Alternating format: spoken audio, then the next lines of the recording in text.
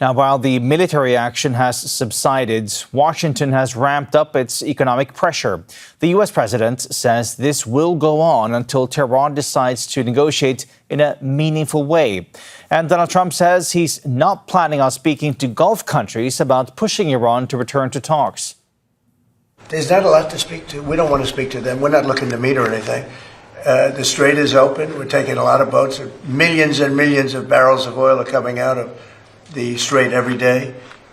Other countries recognize that. Every once in a while they shoot some, they put some shots at. We totally cleared the strait we have the best minesweepers in the world, the underwater minesweepers. And we've totally cleared the strait of mines. Iran's foreign minister Abbas Araghchi says diplomacy is still an option despite the breakdown in the negotiations. On Thursday, Qatar's prime minister traveled to Tehran as part of regional efforts to push for peace. In a social media post after that meeting, Araghchi said putting diplomacy back on track is not impossible. It hinges on U.S. understanding that pressure does not work and that the U.S. should build trust, speak respectfully, acknowledge Iran's rights and uphold commitments.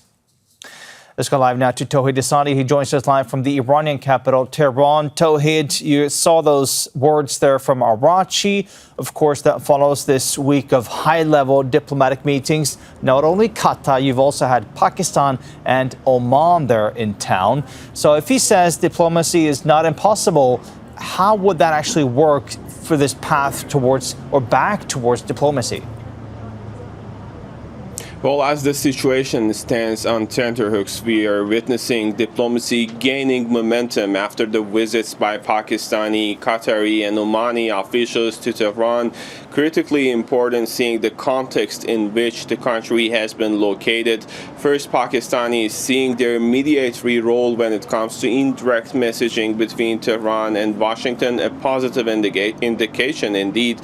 Later, it was the Omani foreign minister, and that is absolutely important because of the ongoing negotiations between Muscat and Tehran, not only on the bilateral relations, but most importantly, all eyes on those negotiations, seeing the arrangements that the two countries are looking for in order to reopen the strait, and also Qataris seeing their traditional role when it comes to the ties between Iran and the United States. But all in all, we know that we are dealing with a very complicated situation while the country tries to send out a message for readiness for diplomatic engagement.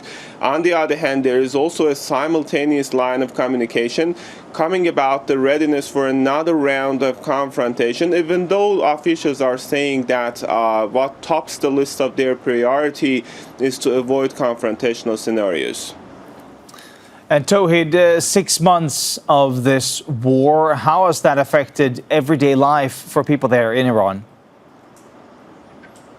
Well, what predominates almost every aspect of millions of Iranians living in the country is a strong sense of uncertainty and frustration as the country stands before the dilemma of confrontation on the one hand and fluctuating hopes for the revival of diplomacy on the other. Also, we know that there is this deteriorated economic situation marked by high inflation, increasing prices, and drastic devaluation of the local currency, altogether putting a huge amount of impact on the ordinary citizens. In the meantime, we've got a sort of rally round the flag impact among a particular segment of the society as the country faces challenges of ongoing threats and potentiality for another round of confrontation. But still, as I told you, uncertainty continues to prevail as there is a very uncertain situation down the road for the country.